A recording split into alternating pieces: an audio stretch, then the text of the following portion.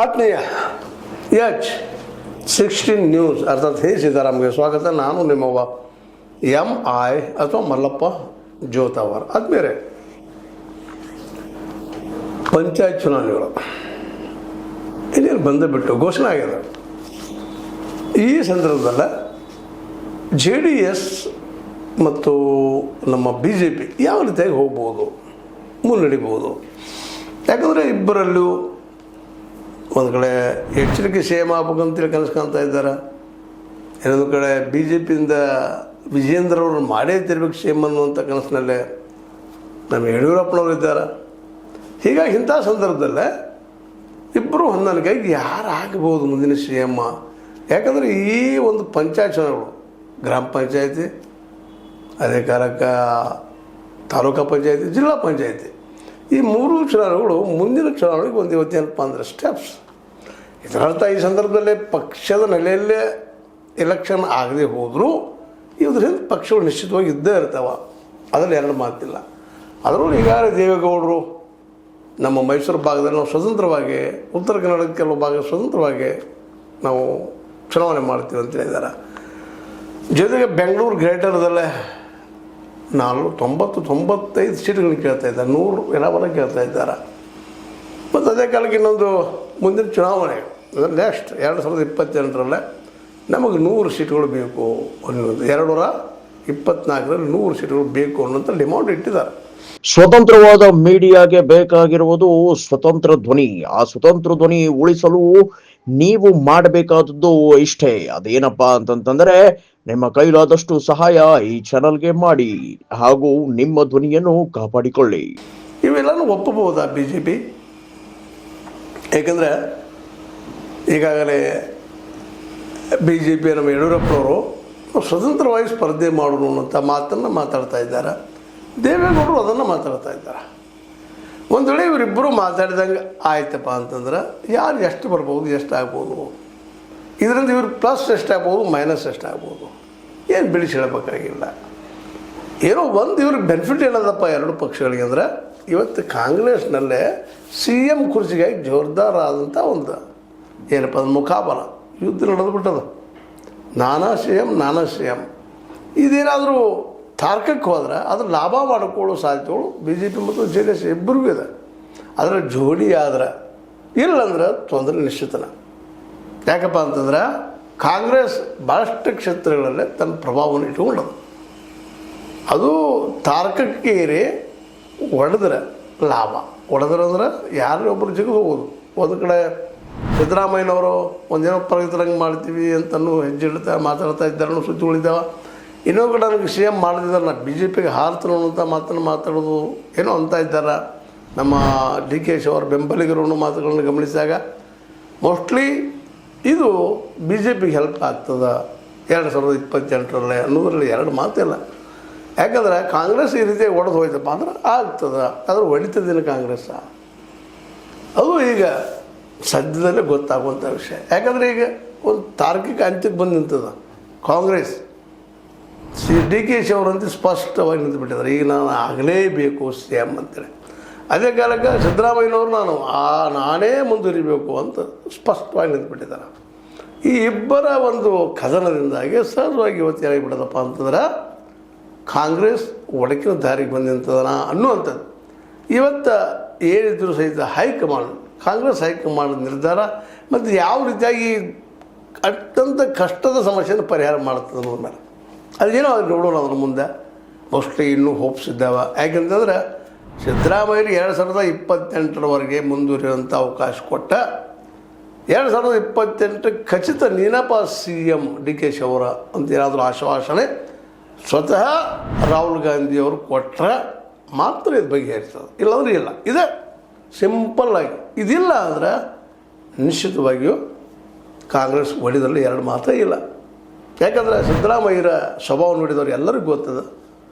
ಮಾತಾಡ್ಬೋದು, ಕಾಂಗ್ರೆಸ್ ಮಾತಾಡ್ಬೋದು, ಸಮಾಜವಾದ ಬಗ್ಗೆ ಮಾತಾಡ್ಬೋದು, ಅದೇ ನಮ್ಮ ಅನೇಕ ವಿಷಯಗಳಲ್ಲಿ ಕಾಂಗ್ರೆಸ್ಸಿಗೆ ಬದ್ಧಾಗಿ ಮಾತಾಡ್ಬೋದು, ಬಿದ್ದ ಸಮುದಾಯಗಳ ಬಗ್ಗೆ ಮಾತಾಡ್ಬೋದು, ಎಲ್ಲ ಮಾತಾಡ್ತಾರೆ ಅವರು.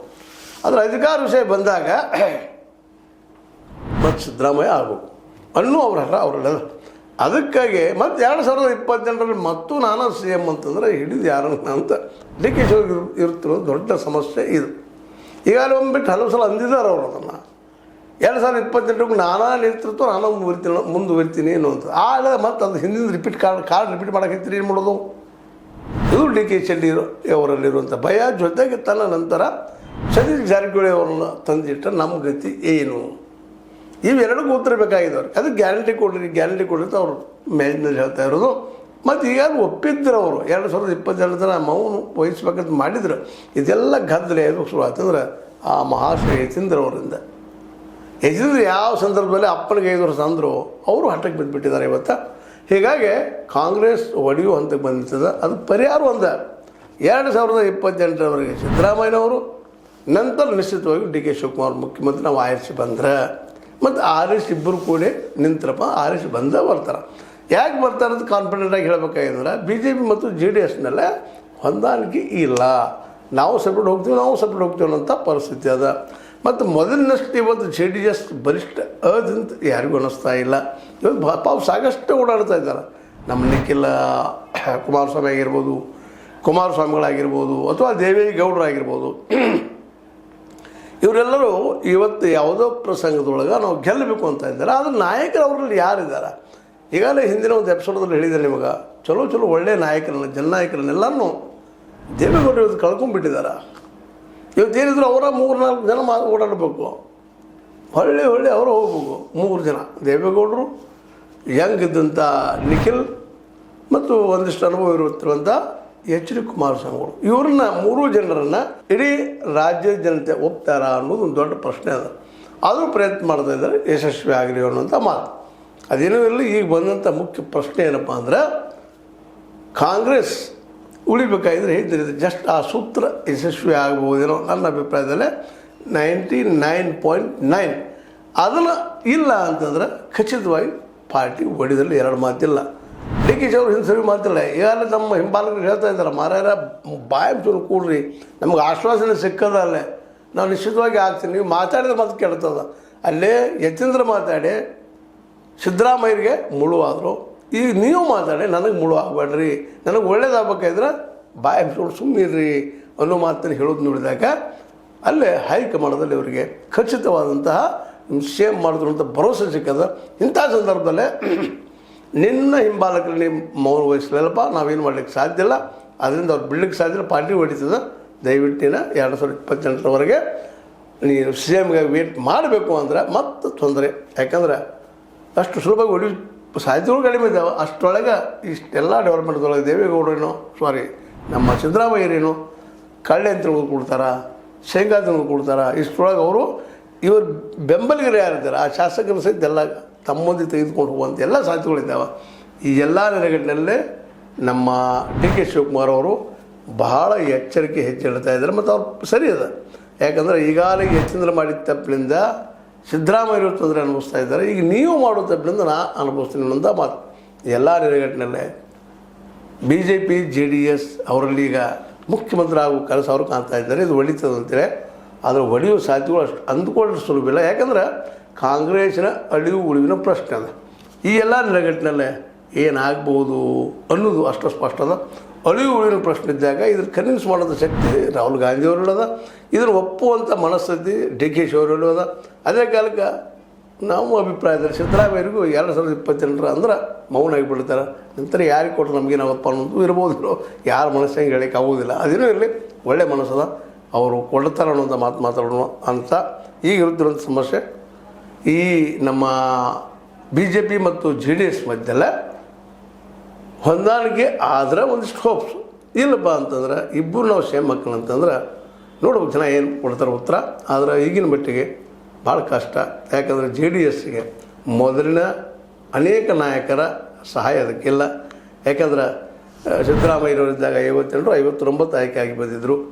ನಂತರದಲ್ಲಿ ಕಡಿಮೆ ಆಗ್ತಾ ಬಂತು. ಯಾವಾಗ ಸಂಖ್ಯೆ ಕಡಿಮೆ ಆಯಿತು ಅವರ ಬೆಂಬಲಿಗರದು ಅಥವಾ ಹೋರಾಟಗಾರರದು ನಿಧಾನಕ್ಕೆ ಇವತ್ತು 19 ಬಂದು ನಿಂತದ. ಅದಕ್ಕೆ ಕಾರಣ JDSನಲ್ಲಿ JDSನಲ್ಲಿ ತಿಕ್ಕಾಟ. ಜೊತೆಗೆ ಇವತ್ತು ಅದೇ ತಿಕ್ಕಾಟ BJP ಮತ್ತು JDSನಲ್ಲಿ ಆದರೆ ಕಾಂಗ್ರೆಸ್ಗೆ ಅನುಕೂಲ, ಅದಂತ ಸತ್ಯ. ಆದರೆ ಇದಕ್ಕೆ ಏನು ಮಾಡ್ಬೋದು? ನಮ್ಮ BJP ಮತ್ತು JDS ಅವರು ಅಂತ ಹೇಳ್ತಾ, ಇದು ನಿಮಗೆ ಲೈಕ್ ಆಗಿರ್ಬೋದು. ಲೈಕ್ ಮಾಡಿ, ಶೇರ್ ಮಾಡಿ, ಕಮೆಂಟ್ ಮಾಡಿ, ಜೊತೆ ಸಬ್ಸ್ಕ್ರೈಬ್ ಮಾಡಿ. H16 ನ್ಯೂಸ್ ಅರ್ಥ ಸೇರಿಸಿ ತರಬೇಕು. ಸತ್ಯದ ಕೈಗಳಲ್ಲಿ ವಂದನೆಗಳು.